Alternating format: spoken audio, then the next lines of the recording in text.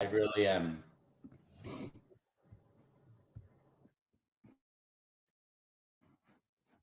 What's up, everybody?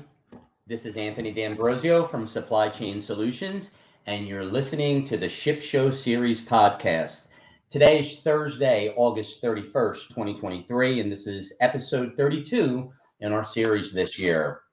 Well, it's that time again, folks. This week, it's all about the FMR, the Freight Market Roundup. So let's dive right in. But before we do, let's just take a moment to keep those affected by Hurricane Idalia in our thoughts and prayers. As everyone knows, Hurricane Idalia made landfall on the west coast of Florida Wednesday evening, and it's going to continue to impact much of the southeastern part of the United States through this week. And we are really anticipating capacity and supply chain constraints in and around all of those impacted areas throughout the week. Today, we just got a little communications that, emergency response teams are on the ground, search and rescue, and they're dealing with a lot of power outages, flooding, and catastrophic damage that occurred. So let's just keep them in our prayers. And with that, it is my privilege to introduce my amazing Ship Show co-host partner, the incomparable Jason Brand. So, Jason, what's happening? How are you today? Oh, I'm good, Anthony. And hey, honestly, great start to the show because you're right. And beyond Adalia, we've just had a weird bit of weather systems hidden inland and also obviously that whole California situation, which.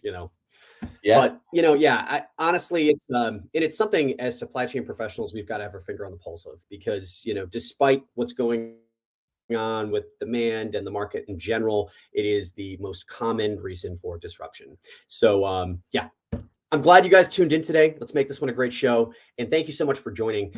So I'm the Director of Outreach and Partner Development here at Supply Chain Solutions. Anthony D'Ambrosio, he's our Vice President of Sales. If you ever have further questions, comments, concerns, you want us to cover something, reach out to Anthony, reach out to me. We can totally walk you through it. Also, if you have questions or comments about our services, we offer actually quite a lot. And we try to quick break it down on the show, but sometimes it might not be in enough depth. So just make sure you're reaching out to us if you got questions. We also have a suite of partners that we try to work with all of our accounts because they just enhance the experience.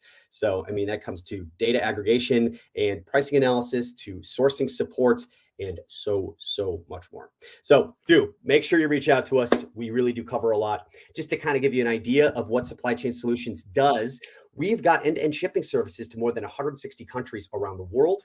We also have a multi-continental warehouse network, over 4 million square feet of space. Unfortunately, it's extremely full at the moment, but if you do have warehousing needs, reach out to us because we're in the middle of rearranging some things to make more room, which us logistics professionals love to do. And also, we've got a suite of technologies that we are bonding together. So now our customers can essentially we can offer our customers a single sign-on to all of our technologies. And that really offers a lot. So it brings together our transportation management tools, our inventory management tools, our document management tools, our data control tools, and it really sets a new standard for what you and your team can access, see, and actually the dashboards we can create for different levels within your organization. So everyone's focused on the right things. And so really, you've got a seat at the table for all your supply chain questions and business decisions. And it's also updated real time. So pretty cool stuff. Again, reach out to us if you got any questions. Now, Anthony mentioned this. It's our Freight Market Roundup. We got a lot to cover, but let me quick run through our agenda. So how we're going to do this is we're going to first talk about our major ocean shipping lanes. We're going to start with the Trans-Pacific, then we're going to move over to the Transatlantic, and then finally we're going to flip to the other side of the world and talk about the Southeast Asia to Europe lane. Between each of those sections, we're going to cover some current events and some news that our team is focused on, and also news that our customers have talked to us about, they're concerned about, or they're wondering about. After wrapping up the ocean portion and those current events, we're going to discuss a little bit about the air freight market, and then finally we're going to chat about oil and gas. So get ready. Let's dive on in. Trans-Pacific. Up first, this is our Southeast Asia, China to West Coast US lane. And as a quick reminder here, when we're talking about rates, we're only focused on the ocean portion of the shipment, not the inland portion. So that means if your rates are door-to-door rates, if you're shipping FOB, they're going to be more expensive. Also, check your invoice for the line item detailing the ocean portion of your shipment, just to make sure you've got a good comparison. And if you can't see that, you definitely need a better provider so you can actually see what each segment is costing you, and you can make sure you're not overpaying. So anyway, Anthony and I mentioned this last week. So we're expecting a series of GRIs, and we're also expecting the GRIs that have been happening to continue. Also, we discussed what's going on just a couple weeks back with these peak season surcharges. A lot of the carriers have implemented them. It's kind of a way of a stickier GRI being stuck on top of that rate. And you're still going to see that rate elevation likely through the end of September and probably through October. And really, the through October portion is partially going to be due to Golden Week, which is going to be October 1st through roughly the 6th. So ocean rates of last week, they were hovering at around $2,000 a TEU on average for our customers. And remember, this is importing. We're coming across the Trans-Pacific and Southeast Asia, China. And really, $2,000 a TEU is the highest they have been since June of this year. So you got to remember that right now these numbers are being artificially buoyed, and that has to do with a lot of things. But the West Coast is the place to ship into right now because the East Coast is still dealing with the labor issues, but also we still have the Panama Canal not running at full capacity. So it's kind of forcing a little bit of freight that would normally surpass the West Coast to still go into the West Coast or have to be going into the West Coast. 2,000 a TU represents roughly a 5% increase in cost from 2 weeks back. And while we are seeing the highest rates on this lane that we have seen in a long time, I think it's important to remember that these are still very reasonable rates. And when we get into next year, we're likely going to see near the end of the year, potentially even sooner, but probably a 30% more expensive rate. And this is because of a lot of reasons, but one main thing to consider is IMO's carbon initiative that's going to be taking effect. So keep that in mind. If you're foregoing shipping for some reason at the moment, that's not a great plan for right now. But Anthony, anything you want to bring up before I start diving into some of the current events? No, just one thing real quick. So, just to piggyback on what you said, as Jason mentioned, the carriers are going to continue to try to implement these general rate increases, but I think after October, we're going to see that sort of fizzle out. I think ocean freight demand on most trade lanes is generally flat right now, and there's really, it has slight changes up or down, and I think overall vessel capacity really continues to trend higher than demand, and it's keeping the rates from really long-lasting or significant increases. And as such, the steamship lines will continue to avoid sailings and do slow steaming. And this really allows them to allocate more vessel and capacity per service, like on each one of their strings. If it's going from, say, Taiwan to, Los Angeles or Long Beach, okay? And they can save on their bunker costs, which is the diesel fuel or the low sulfur fuel that goes on the vessels. And I think one trade lane currently standing out really is that Trans-Pacific, as Jason mentioned. And, despite a rather moderate demand, the uptick, an uptick during what they'd like to call a peak season, I think the carriers in this lane have managed 4 consecutive rate increases. So it's really a good reminder of how capacity management from the carriers combined with the momentum of external events, what I like to call those global shocks. And we have one brewing right now, with this situation at Panama Canal, with these restrictions at the canal because of the supposed low water levels. So, that can quickly shift the balance of supply and demand and affect the rate. So I just kind of wanted to get that in there and, let everybody, see that perspective. But back to you, Jay. No, for sure. And honestly, it's surprising that it even stuck. To be honest, that these when we look at our rate averages, it's so many GRIs over the course of the year were attempted, and all of them failed up until this point. And it's really not a situation where we have enough demand to support it. It's just that certain steamship lines have moved their services from one location to another. So now there's less players available in certain areas. And as a result, that these peak season surcharges and these GRIs are sticking more than usual. Yeah, But and just a one couple, last thing, I've been, real quick. I'm so sorry. So just remember on that Trans-Pacific hmm, market right now, as Jason mentioned earlier, it's really going to remain strong through August. We know that it's August 31st today, and it has a high vessel utilization rate right now. And it's allowing carriers to push for a fourth consecutive rate increase, which I just received notification last night. So the vessels are actually very full, several weeks out now. So booking delays and cargo rollovers at origin may happen if vessels arrive late, and we're liable to see blank sailings, or if the booking shortfall is, it continues to be expected by the carriers, um, you know, uh, that's less than forecasted, it could be a real issue. And the U.S. West Coast and the East Coast capacity is expected to pick up slightly in September, while the IPI moves, which is that inland port intermodal move, may need a longer time before improvements occur inland. But I just wanted to get that last portion in, Jay. I apologize for interrupting you.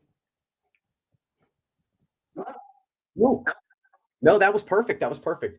Yeah, and both Anthony and me are kind of expecting this is going to be the last hurrah of the year for shipping, and then we'll probably see a lull coming up to pre-Chinese New Year, and you generally have a little bit of a flurry around that time. But yeah, anything on that as well, Anthony? Before I move on. Just at the global schedule reliability right now, I thought this was really interesting. And I was looking at this last week when we had our great partners Orient Star on the show. That right now, global schedule reliability is up to about 88%. So vessels are arriving on time for the most part. And if you go back to 2020 during the pandemic, I mean, we've seen global reliability obviously plummet to like 38%. So it's very interesting dynamic. Oh man. Well, the biggest piece of news that Anthony and I are that we've got really in our gun sights here for the end of September is this it's what's going on with the 301 tariffs. So Yeah. they're under review. September 30th is the last day before they're just going to expire or be extended. And Anthony mentioned this. If you missed our episode with Orange Star last week, you definitely got to check it out. It was fantastic. We're going to probably bring them on a couple times a year just to get a on the ground look at what's going on in China and Southeast Asia and their take on the markets. But we all kind of discussed this a little bit, and we really expect the 301s to stay in place. Likely, what you're going to see is they'll be renewed for 4 years. We'll probably see some changes for the process of exclusions, and there probably will be an exclusion list that will be released with it. But with everything going on with the election for 2024 and these being very tied to Trump's last campaign, you're probably going to see, despite whatever happens, Biden trying to be tough on China. And we don't like to dive into politics here, but I think it's just, I mean, this is kind of what I'm expecting. What are you expecting, Anthony? Yeah, no, I think the same thing. I mean, here at Supply Chain Solutions, we don't have an opinion either way on the politics, as you so eloquently mentioned. But I think it's something we're going to see. I don't think the U.S. Trade Representative is going to let these tariffs expire right now. There is a rumor that they may allow just a few of the different commodities to expire, but I think I just my personal opinion is I think they're going to stay in effect. So we're just going to have to watch it, and we're going to know before you know it. Yeah, yeah.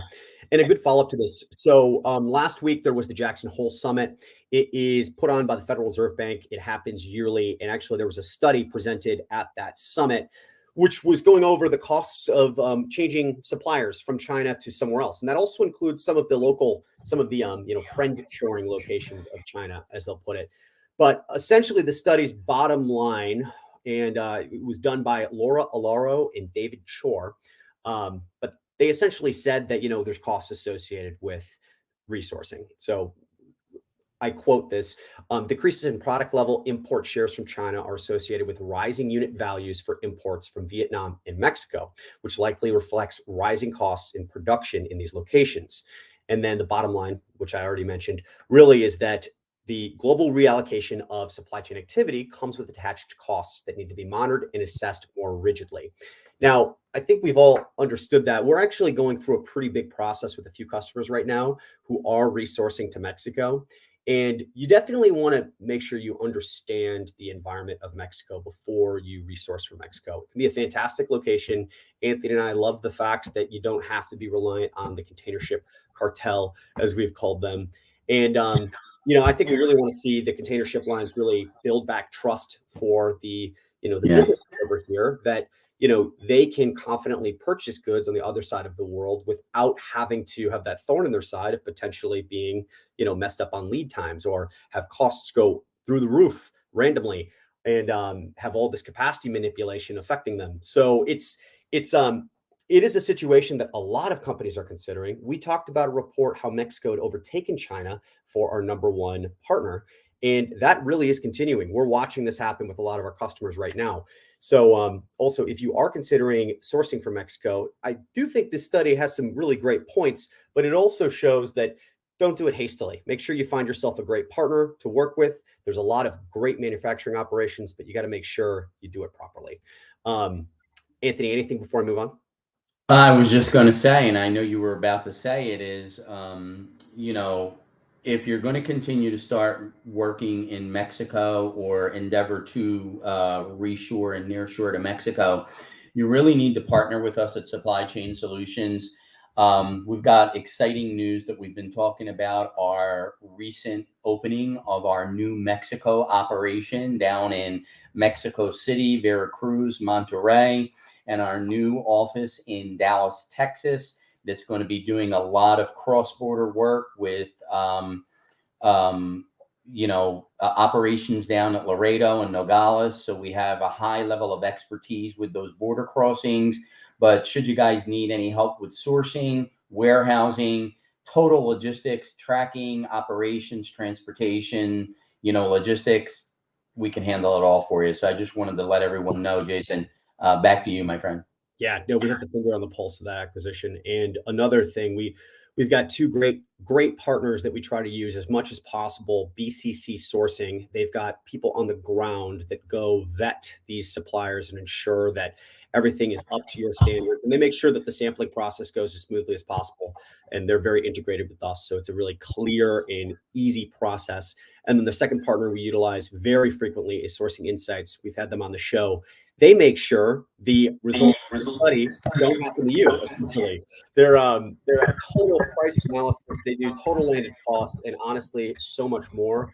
But they'll just ensure you're getting the right supplier at the right price and you're market competitive all the way through the process. That also means us as well, making sure the freight costs are in line. So it's a really great partner for us, and it's a really great partner for our customers as well, to just get some peace of mind and also make sure that they're not leaving money anywhere on the table or whatever. Absolutely. Now let's move gears. Let's go over to the transatlantic lanes. So, out of all of the ocean lanes that we review, the major shipping lanes we talk about on the show, this is actually the only lane whose costs decreased over the course of the past 3 weeks. So this is our Europe to North American East Coast lane. And back in June, rates for this lane were at roughly $2,000 a TEU, which, as you might remember, is currently where the Asia to US West Coast is now. So remember, transatlantic, but now back in June, they were at 2,000. We're sitting at $1,100. And we already saw a week over week price drop of another $150. And so it's been dropping pretty fast, and it's well below pre-pandemic rates at this point. There's a lot going on here. There's a lot of factors. Anthony, is there anything you want to bring up first before I dive in? No, I mean, you're right on, Jay. So why don't you continue? Well, so one of the things, obviously, we had some of the closures happening because of Hurricane Idalia. Jacksonville, Savannah, Brunswick, they were closed on Wednesday. The thought is that they're going to potentially be opening up today. I haven't actually checked on that yet. Anthony, do you know if they're operating right now or not? No, they're not operating yet. There's still a lot of flooding that's receding. So honestly, I don't think we're going to see any really, what's the saying? How's it go? Light at the end of the tunnel or the forest through the trees, something like that, until at least Monday or Tuesday. Yeah, I was You pretty know, shocked. yeah, the storm surge and, all that is really the second foot to drop when we have an event like that. So I think they're dealing with that right now. We spoke to Diana yesterday, who's down in our Miami office, which didn't take a direct hit, but she was up in that area where they were at, and they were out without power. So, that's where we're at with that. Yeah, I thought it was really I thought it was crazy that they thought they'd be back up and running by Thursday. To be honest, I was like, what? That's nuts. But yeah, so obviously shipping in the East Coast, you've got that issue currently, and then also if we go just take a look at what's going on in Europe right now. So there's been a trend towards larger mega ships calling in at the Hamburg port, and so the first half of 2023. We saw a 15.4 increase year over year of vessels that were over 18,000 TU capacity. But unfortunately, those ships have not been very full. So despite strong improvement in the Port of Hamburg's first half of the year trade with North America and also with India, they still did not do well enough. So they're the third largest and the third largest shipping gateway in Europe, and their year-over-year volume fell by 12% on the first half of the year. And specifically, the number was 11.7, and they were the loss leader when it comes to large gateways in Europe for year-over-year declines.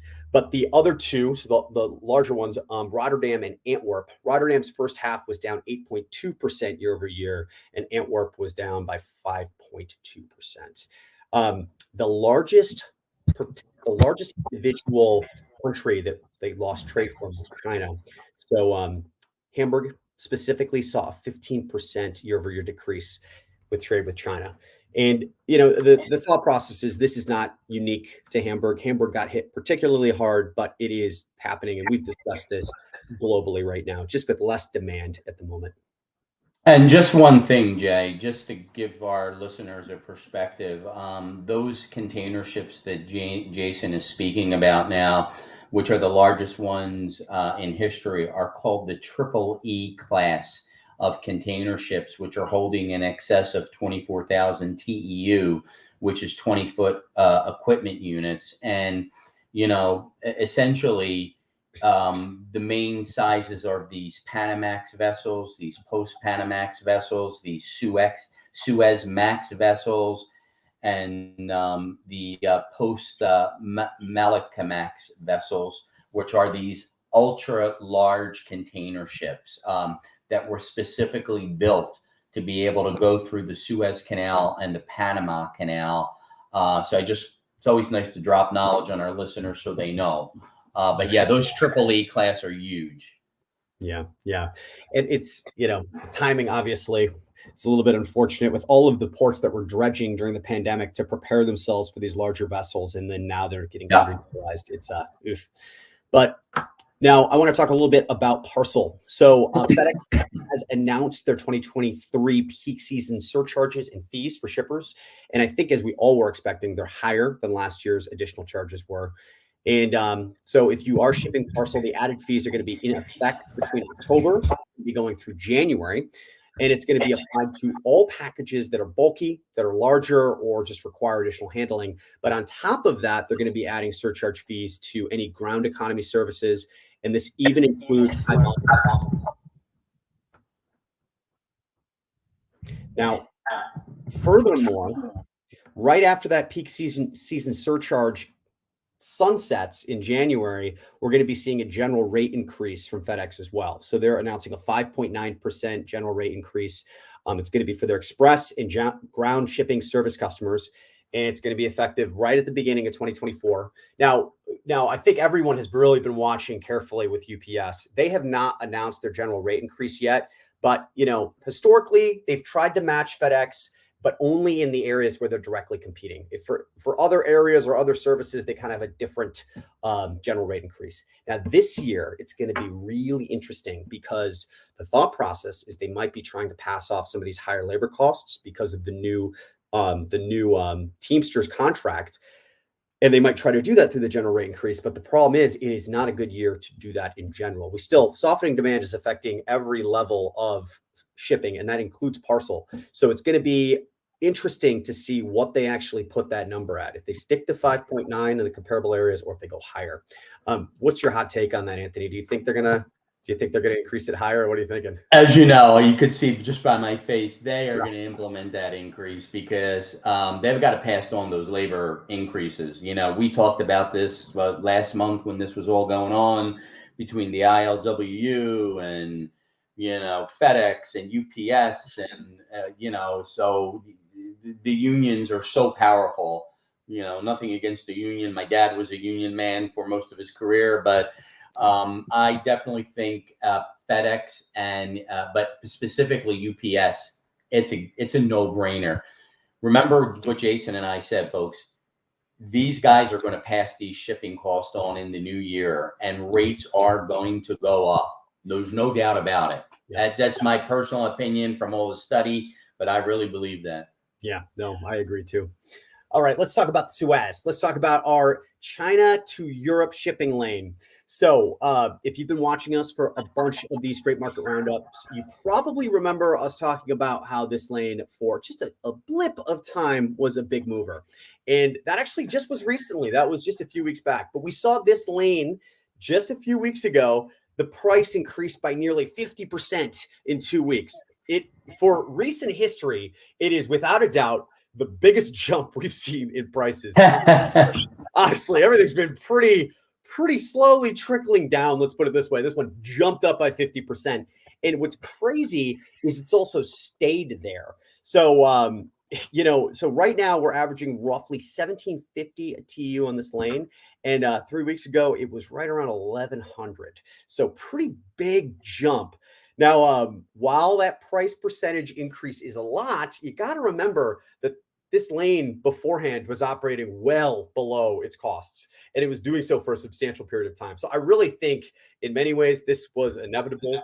It's just kind of funny when we see the data just hasn't done this for us in a long time to see a rate increase stick this hard, and actually it's getting slightly higher lately week over week. So yeah, but this is really in line with what it should be costing. And also remember what I said earlier, next year, as soon as these IMO carbon regulations come into effect, you should expect your shipping costs to go up. I mean, really, we're looking at least 30% of an increase. So right now it is the budget season if you can get on a vessel and if you can, reliably ship. Now, Anthony, anything you want to mention before I dive right into the air markets? Just wanted to say that, in Europe, these labor and social movements are continuing to happen throughout Europe. And as everyone is aware, August is the peak of the summer holidays in Europe. Of course, around the world, right? But particularly in Europe, that's a big deal for them. I know Italy is actually closed down right now for their holiday. And accordingly, the activity is really expected to slow overall until we get to September next week. And, the rate levels have really reached unsustainable levels for the carriers. And as Jason mentioned, some are attempting to, increase the, put those minor increases in. But I think they're unlikely to go through because carriers are sending a signal to the market that they really may put further effort on capacity management on those trade lanes coming out of Europe in the future. So we're just going to have to watch it. But Jay, why don't you jump right into air? Hey, that's perfect. No, and that's so true. It's a weird August this year. It's so cold for us right now. It barely feels, normally I'm used to when we were scheduled, we were like, no August because it'll be super hot. But nope, this year it's like I almost put a sweater on this morning. It's just nuts. So with the air freight in general, one thing you've got to consider is we've got Labor Day weekend coming up. So air is actually enjoying a slight boost. Now for air freight coming out of China right now, it's very different from what we're experiencing here in Michigan.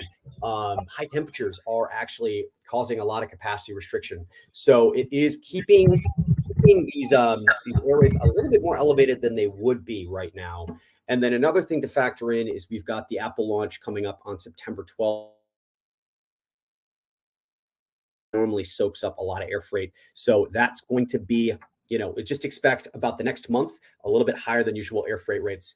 I hate to be the burst of the bubble, but if you're looking forward to something in this launch, it's probably going to be a fizzle because next year is the year when it's like the Watch X. So that should be the hot coming out next year. Absolutely. Not this year. But a couple things. If you're looking specifically at spot rates from Northeast Asia to the U.S., currently we're looking at an average across U.S. inland terminals of a price increase of about 22 cents. So that's 2 weeks ago to last week. And so 2 weeks ago, we were at $5.16 per kilogram. And the lowest cost, actually, right now we are up to $5.16 a kilogram. That's 22 cents higher than it was 2 weeks back. And the cheapest we're seeing is if you're shipping into LAX, tends to be the cheapest, obviously, because where you're shipping from. Right now, our averages are coming in at $4.52 a kilo.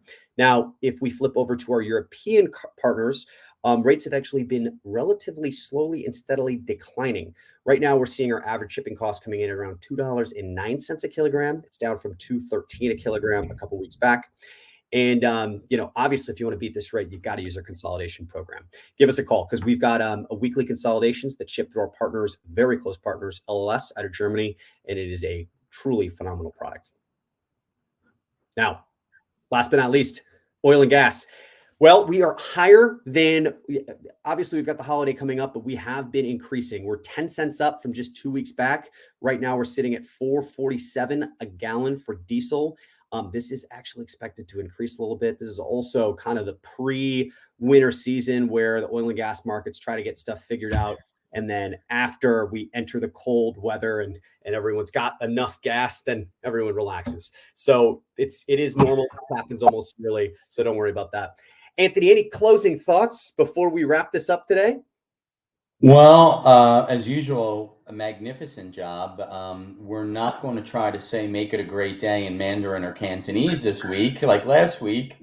I don't think I did a real great job on that. But folks, on a serious note, just remember, a lot of people think about,